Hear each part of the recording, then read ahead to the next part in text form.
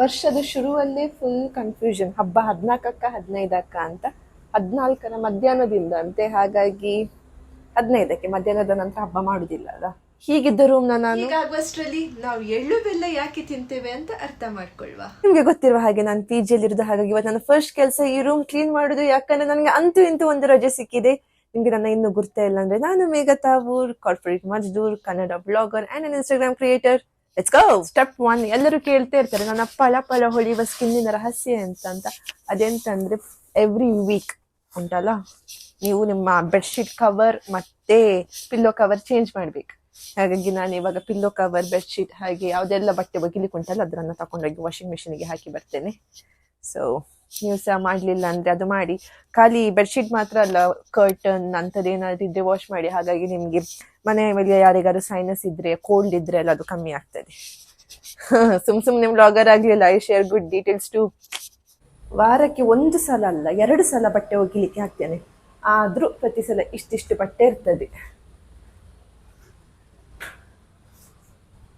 ಲೋಕದ ಧೂಳೆಲ್ಲ ನನ್ನ PGದ washing machine ಮೇಲೆನೆ ಉಂಟಂತ ಬಟ್ಟೆ ಹಾಕಿದೆ. ಸ್ಟಾರ್ಟ್. ಎಷ್ಟೊತ್ತಾಗ್ತದೆ ನೋಡುವ. ಒಗ್ದಾಗುವಷ್ಟರಲ್ಲಿ ನಾವು ಊಟ ಮಾಡಿ ಬರುವ. ಕಮಾನ್, ಲೆಟ್ಸ್ ಗೋ. ಏನಾದ್ರು ಸ್ಪೆಷಲ್ ಇರ್ಬೋದು ಅಂತ ಓಡ್ಕೊಂಡು ಕೆಳಗೆ ಬಂದ್ರೆ ಹಬ್ಬದ ಹೆಸರಲ್ಲಿ ಮೆಸ್ ಕ್ಲೋಸ್. ಹಬ್ಬಕ್ಕೆ ಜಾಸ್ತಿ ಊಟ ಕೊಡ್ಬೇಕಲ್ಲ, ಪರವಾಗಿಲ್ಲ. ಆನ್ಲೈನ್ ದೇವೋ ಭವ, ಆನ್ಲೈನಲ್ಲಿ ಆರ್ಡರ್ ಮಾಡಿದೆ. Let's heat.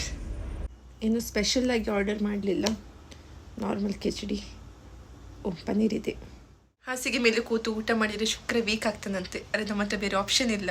So Shukradeva, please excuse me, let me have my food. Makara Sankranti ಯಾಕೆ ಆಚರಿಸ್ತಾರೆ, ನಾವು ಎಳ್ಳು ಬೆಲ್ಲ ಯಾಕೆ ತಿಂತೇವೆ ಅಂತ ಯಾವತ್ತಾದ್ರೂ ಯೋಚನೆ ಮಾಡಿದ್ದೀರಾ? ಗೊತ್ತಿಲ್ಲ. ಆದರೆ ನೀವು ಈ ಕತೆ ಕೇಳಿದರೆ, ಕತೆ ಹೇಳೋ ನನಗೂ, ಕತೆ ಕೇಳೋ ನಿಮಗೂ, ಇಬ್ರಿಗೂ ಪುಣ್ಯ ಬರ್ತದಂತೆ. ನಾನು ಕೆಲಸ ಮಾಡೋದು ನೋಡಿ ಅಂತ ನಿಮಗೆ ಪುಣ್ಯ ಬರಲ್ಲ. ಹಾಗೆ ನಾನು ನನ್ನ ಪಾಡಿಗೆ ಮಾಸ್ಕ್ ಹಾಕೊಂಡು ಕೆಲಸ ಮಾಡ್ತಾ ಇರ್ತೇನೆ, ಡಸ್ಟ್ ಅಲರ್ಜಿ ಆಗಬಾರ್ದು ಅಂತ. ನೀವು ಕತೆ ಕೇಳಿ ನನ್ನೊಟ್ಟಿಗೆ, ಓಕೆ? ವಿಶ್ವಾಮಿತ್ರನ ಮಗಳಾದ ಸಂಜನಾದೇವಿ ಸೂರ್ಯದೇವರನ್ನ ಮದುವೆ ಆಗ್ತಾರೆ. ಯಮ ಯಮುನೆ ಅಂತ ಸುಂದರವಾದ ಮಕ್ಕಳನ್ನು ಪಡಿತಾರೆ. ಅದೇ ಸೂರ್ಯದೇವರ ತೇಜಸ್ಸು ತೀವ್ರವಾಗಿದ್ದ ಕಾರಣ ದೇವಿ ಯೋಚನೆ ಮಾಡ್ತಾರೆ, ಇದನ್ನು ಸಹಿಸುವ ಶಕ್ತಿ ಪಡೀಲಿಕ್ಕೆ ನಾನು ತಪಸ್ಸು ಮಾಡಬೇಕು. ಆದರೆ ನನ್ನ ಅನುಪಸ್ಥಿತಿಯಲ್ಲಿ ನನ್ನ ಮಕ್ಕಳನ್ನು ಹಾಗೆ ಗಂಡನನ್ನು ನೋಡಿಕೊಳ್ಳೋದು ಯಾರು ಅಂತ ಈ ಪ್ರಶ್ನೆ ಬಂದ ಕಾರಣ ಛಾಯಾದೇವಿಯನ್ನು ಸೃಷ್ಟಿಸ್ತಾರೆ. ತನ್ನ ಸ್ವಂತ ನೆರಳಿನಿಂದ ಬಂದ ದೇವಿಯಾದ ಕಾರಣ ಅವರಿಗೆ ಛಾಯಾ ಎಂದು ಹೆಸರು ಬರ್ತದೆ. ದೇವಿಯಲ್ಲಿ ಮಾತು ತಗೊಳ್ತಾರೆ, ಎಂದಿಗೂ ಈ ವಿಷಯವನ್ನು ನೀನು ಸೂರ್ಯದೇವರಿಗೆ ಹೇಳಬಾರ್ದು, ಹಾಗೂ ನೀನು ಅವರನ್ನು ಮತ್ತೆ ಮಕ್ಕಳನ್ನು ಚೆನ್ನಾಗಿ ನೋಡಿಕೊ ಎಂದು. ಎಲ್ಲವೂ ಒಳ್ಳೆಯ ರೀತಿಯಲ್ಲಿ ನಡೀತಾ ಇರ್ತದೆ. ಸಮಯ ಕಳೆದಂತೆ ಸೂರ್ಯದೇವರಿಗೂ ಮತ್ತು ಛಾಯಾದೇವಿಗೂ ಒಂದು ಮಗುವಾಗ್ತದೆ, ಅದೇ ನಮ್ಮ ಶನೀಶ್ವರ. ಅತಿ ತೀವ್ರವಾದ ಸೂರ್ಯನ ಕಿರಣ ಇದ್ದ ಕಾರಣ, ಛಾಯೆಯ ಮಗನಾದ ಕಾರಣ ಶನೀಶ್ವರನ ಬಣ್ಣ ತುಂಬ ಕಪ್ಪಾಗಿರ್ತದೆ. ಸೂರ್ಯದೇವರು ಇವನನ್ನ ಮಗನಲ್ಲ ಎಂದು ತ್ಯಜಿಸ್ತಾರೆ. ತಂದೆಯ ಪ್ರೀತಿ ಸಿಗಲಿಲ್ಲ ಎಂಬ ಕಾರಣಕ್ಕಾಗಿ ಛಾಯಾದೇವಿ ಶನೀಶ್ವರ ಹಾಗೂ ಬೇರೆ ಮಕ್ಕಳಲ್ಲಿ ತಾರತಮ್ಯ ಮಾಡ್ತಾರೆ. ಇದನ್ನು ಧರ್ಮ ಪಾಲಿಸುವ ಯಮರ ಪ್ರಶ್ನಿಸ್ತಾನೆ. ಈ ಪ್ರಶ್ನೆಗೆ ಸಿಟ್ಟುಗೊಂಡ ಛಾಯಾದೇವಿ ಯಮನಿಗೆ ಶಾಪ ಕೊಡ್ತಾರೆ. ಯಾವುದೇ ಮಕ್ಕಳಿಗೆ ಶಾಪ ಎಂದೂ ಕೊಡಲ್ಲ ತಾಯಿ ಎಂದು ಅರಿತಿದ್ದ ಸೂರ್ಯದೇವರು ಛಾಯೆಯನ್ನು ಪ್ರಶ್ನಿಸ್ತಾರೆ. ನೀನು ಯಾರೆಂದು ಕೇಳಿದಾಗ ಛಾಯಾದೇವಿ ಸತ್ಯವನ್ನು ಒಪ್ಪಿಕೊಳ್ತಾರೆ. ಇಷ್ಟು ಸಮಯ ತನ್ನಿಂದ ಸತ್ಯವನ್ನು ಮುಚ್ಚಿಟ್ಟ ಕಾರಣಕ್ಕಾಗಿ ಸಿಟ್ಟುಗೊಂಡ ಸೂರ್ಯದೇವರು ತಮ್ಮ ಮನೆಯಾದ ಛಾಯಾದೇವಿ ಹಾಗೆ ಶನೀಶ್ವರನ ಮನೆಯಾದ ಕುಂಭರಾಶಿಯನ್ನು ಧ್ವಂಸ ಮಾಡ್ತಾರೆ. ಸಿಟ್ಟುಗೊಂಡ ಶನೀಶ್ವರ ಶಿವನ ಕುರಿತು ತಪಸ್ಸು ಮಾಡಿ ಅಸೀಮ ಶಕ್ತಿಯನ್ನು ಪಡಿತಾರೆ. ಹೋಗಿ ಮಕರ ರಾಶಿಯಲ್ಲಿ ನೆಲೆಸ್ತಾರೆ. ಸಮಯ ಕಳೆದಂತೆ ಸೂರ್ಯ ದೇವರಿಗೆ ಅವರ ತಪ್ಪಿನ ಅರಿವಾಗ್ತದೆ. ಎಷ್ಟಾದರೂ ತನ್ನ ಮಗ ಎಂದು ಮಕರ ರಾಶಿಗೆ ಪ್ರವೇಶಿಸ್ತಾರೆ. ಅಂದರೆ ಶನೀಶ್ವರನನ್ನು ಭೇಟಿಯಾಗಲು ಹೋಗುತ್ತಾರೆ. ಆದರೆ ಅಲ್ಲಿ ಏನೂ ಇಲ್ಲದ ಕಾರಣ ಶನೀಶ್ವರ ದೇವರು ಕೇವಲ ಈ ಕಪ್ಪು ಎಳ್ಳು ಕೊಟ್ಟು ಸೂರ್ಯದೇವರನ್ನು ಬರಮಾಡಿಕೊಳ್ತಾರೆ. ಇದನ್ನು ಕಂಡು ಪ್ರೀತಿಯಿಂದ ಸೂರ್ಯದೇವರು ಅಪ್ಪಿಕೊಳ್ಳುತ್ತಾರೆ ಮತ್ತು ವರ ನೀಡುತ್ತಾರೆ. ಇಂದಿನಿಂದ ಈ ದಿನ ಯಾರು ನನ್ನ ರೂಪಿಯಾದ ಬೆಲ್ಲ ಹಾಗೂ ನಿನ್ನ ರೂಪಿಯಾದ ಎಳ್ಳುವನ್ನು ತಿನ್ನುತ್ತಾರೋ ಅವರಿಗೆ ಜೀವನದಲ್ಲಿ ದುಃಖ, ನೋವು ಹಾಗೂ ಬಡತನ ಬರುವುದಿಲ್ಲವೆಂದು.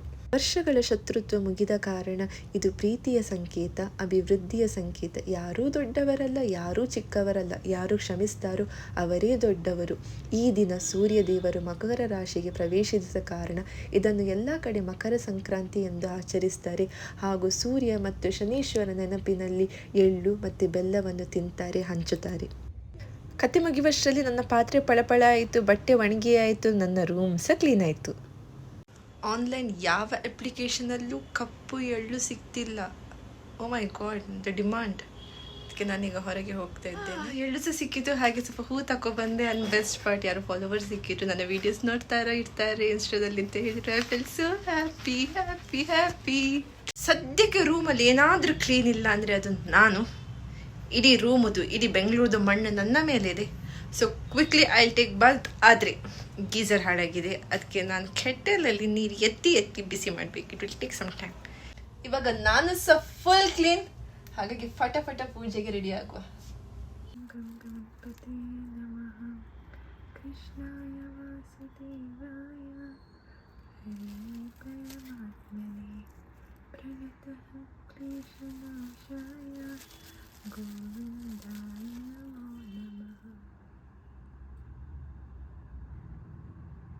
ಇಲ್ಲಿ ತನಕ ಬಂದು ಇನ್ನೂ ಸಬ್ಸ್ಕ್ರೈಬ್ ಮಾಡಲಿಲ್ಲ ಅಂದರೆ ಪ್ಲೀಸ್ ಸಬ್ಸ್ಕ್ರೈಬ್ ಮಾಡಿ. ಇಲ್ಲಿಗೆ ಇವತ್ತಿನ ಹಬ್ಬದ ವ್ಲಾಗ್ ಮುಗೀತು. ನಾನು ಇನ್ನೂ ಸ್ವಲ್ಪ ಹೊರಟು ಹಬ್ಬದ ಊಟ ಮಾಡಿ ಬರ್ತೀನಿ. ಅಲ್ಲಿ ತನಕ ಮತ್ತೆ ಸಿಗುವ. ಓಕೆ, ಬಾಯ್.